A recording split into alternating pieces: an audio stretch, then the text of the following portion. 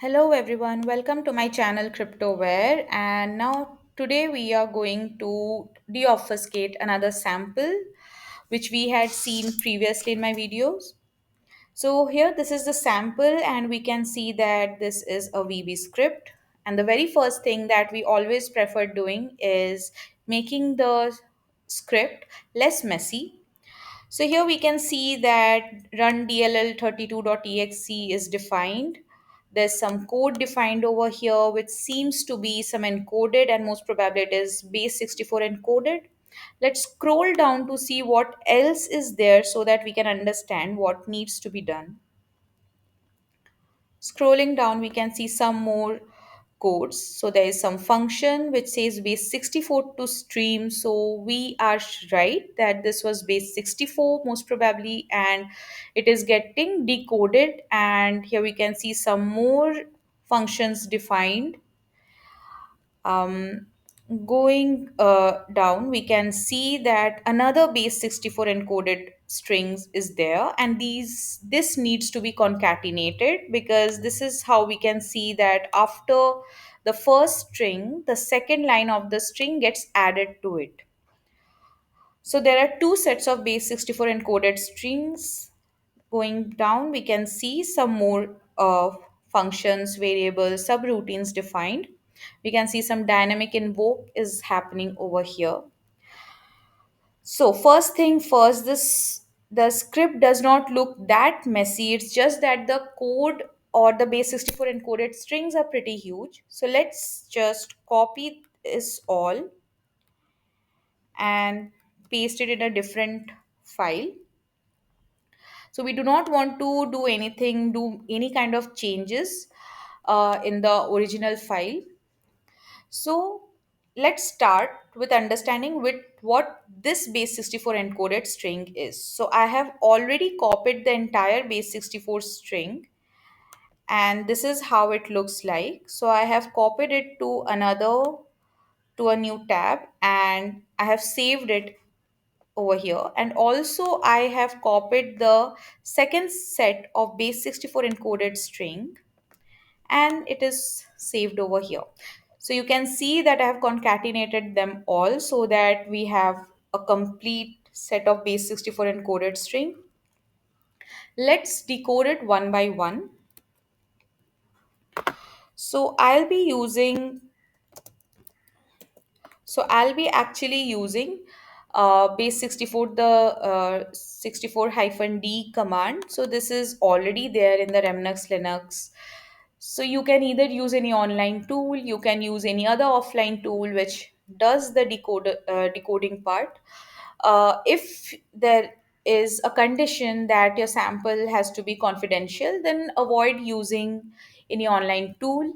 You can always go for offline tool, and also make sure that you are analyzing any malicious samples in a sandboxed environment or in a virtual environment. Even though we are just deobfuscating, we are in the static analysis part, but it's better to be always analyzing any malicious files in a sandboxed environment, which is completely safe and it is not going to do any kind of harm to your host machine. So let's check what the first base 64 encoded string means over here. So, okay, it is, I have to decode it, base 64 hyphen D. And this is pretty huge, but we can see few things are quite visible over here. Some of them make sense, some of them do not make sense. Here we can see a lot of strings.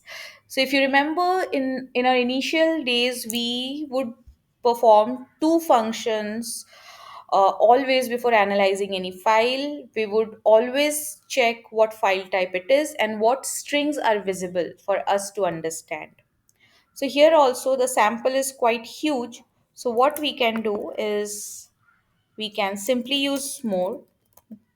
So it starts with MZ. We can be a bit sure that yes, it is a PE file, it is portable executable, and it's a pretty huge file, so it's not possible to see all the strings at once, but we can always save it in a different file.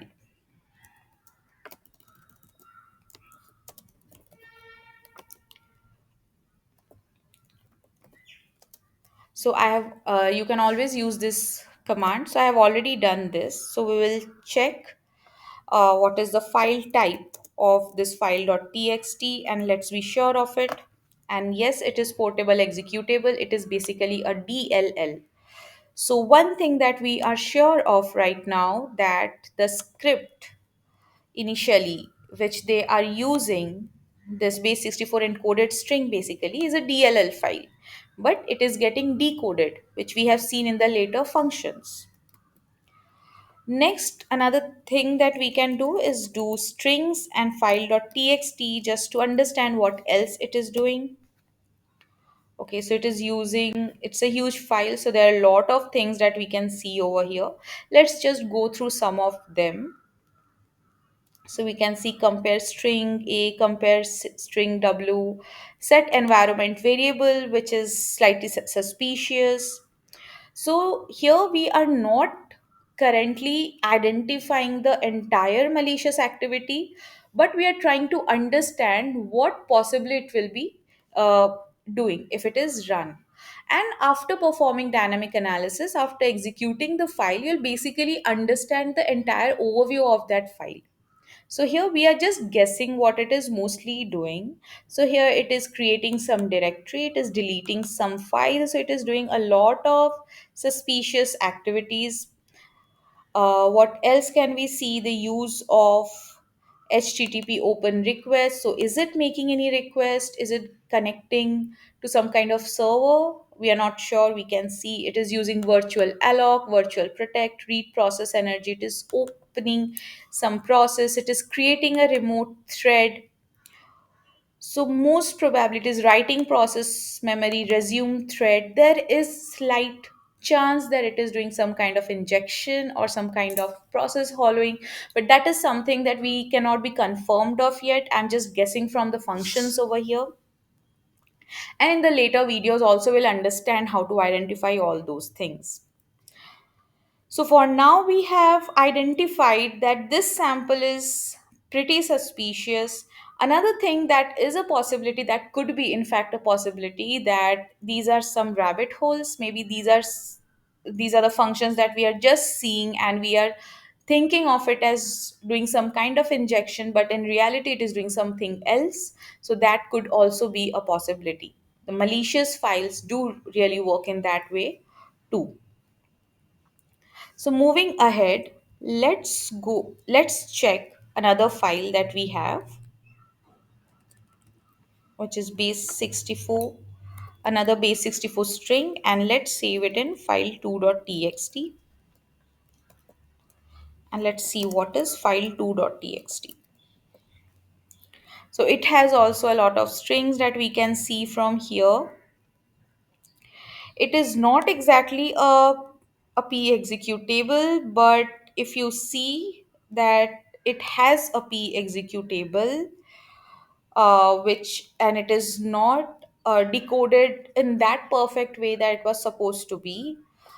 So never mind, we don't need to have it perfectly. As I had mentioned before, that anytime you're deobfuscating a sample, you cannot do it 100% with the manual approach, with the tools. It makes your work slightly easier for you to analyze the code, but it does not decode it completely. If you are lucky enough, sometimes you will really be able to decode it thoroughly, but it's actually not always possible, not feasible also. Otherwise you will end up wasting a lot of time on it. So from here we have actually gotten a good number of strings also, from where we can identify what is happening. It is using some system.delegate serialization. We can actually guess that it is using .NET. What else can we see from here? We can see that there are some more strings over here: shell code 32, read write, execute, reserve.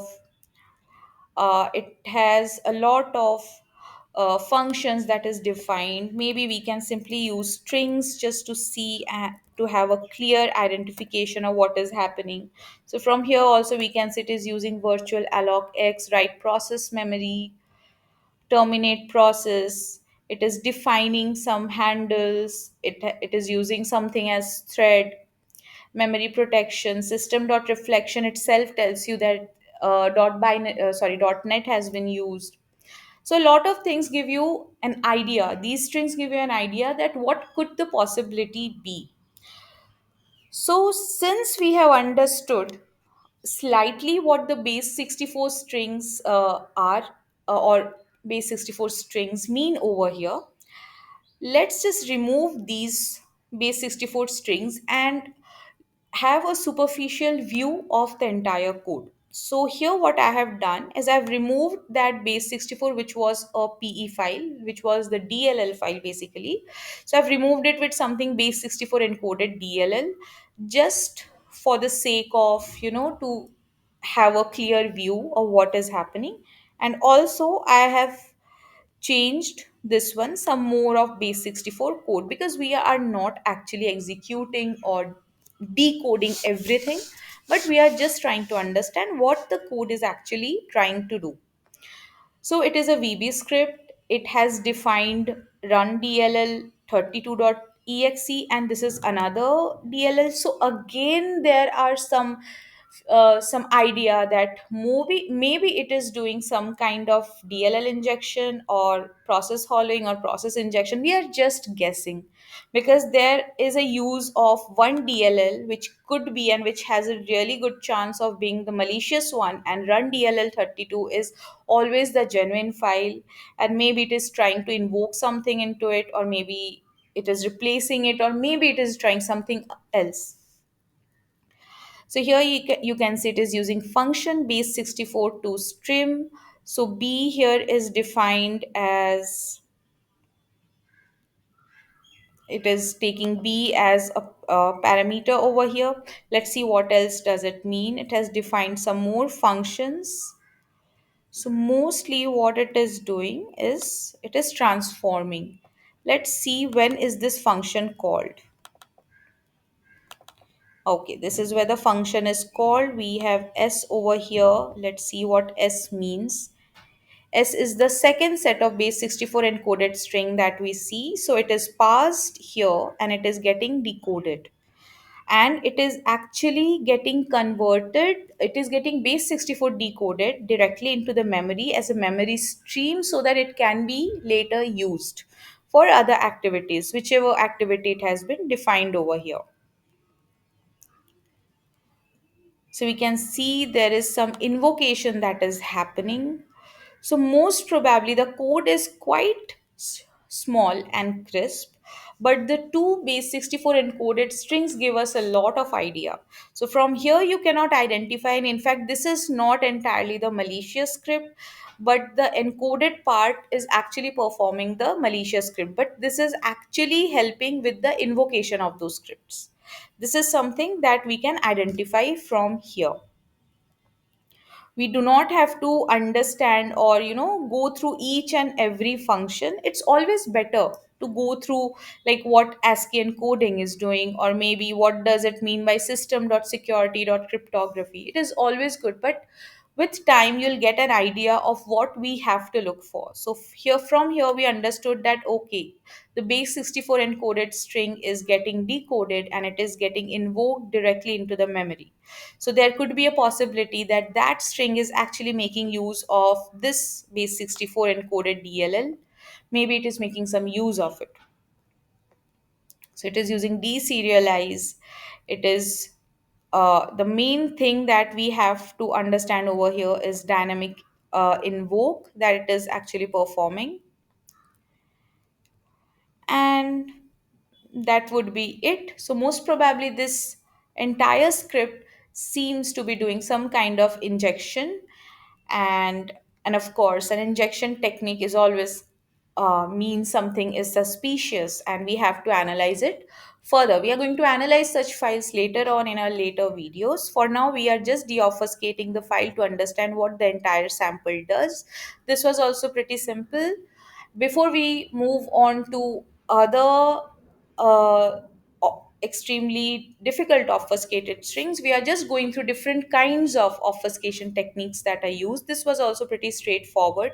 We did not have to go through a lot of things, but we actually had to analyze the encoded strings. What are they? Another thing, that if you want to check if whether this PE file is malicious or not. You can always check in the PE, any kind of like tools such as PE Bear or PE Studio, or you can always use Virus Total. We can actually check in the Virus Total whether this sample is malicious or not, and we can be actually be confirmed whether what is it trying to perform. So we'll check the hash of this file.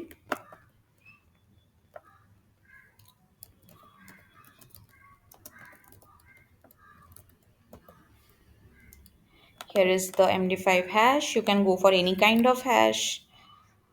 So you can simply search.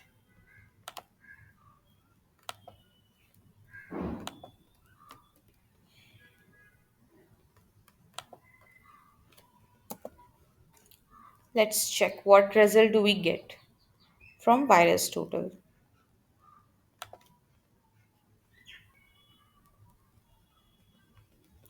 So we can see in Virus Total, it says that it is extremely malicious. So it is something that was, and it is a DLL file. From here also we can see, so most probably some script is actually using DLL, and we know that DLL cannot be executed directly, but it can be used by another executable. So maybe it is trying to do, it is getting invoked somewhere, and we already saw dynamic invoked. What I mean is maybe it is getting injected somewhere, and these are just our guesses that most probably it is doing, and that is how we understand that yes, this is a suspicious sample. And then we perform the rest of the steps. The rest of the steps would include performing dynamic analysis from here. So we are not going to do it right now, but later we are actually going to perform complete analysis of the samples. So that's it for today. We are going to analyze some more samples, and gradually we'll move to complete analysis of lot of samples belonging to various file types. Please like, share, and subscribe to my channel. For now, I am just more focused at the beginners level so that we can get started with how to understand or how to perform malware analysis at the very basic level. Even if you do not have much idea, but you can always practice. You can go through the samples, how you can go through the samples, and how you can use Google to understand and perform the analysis. And also make sure that you're using a sandboxed environment for doing the same. And thank you so much. See you in the next video.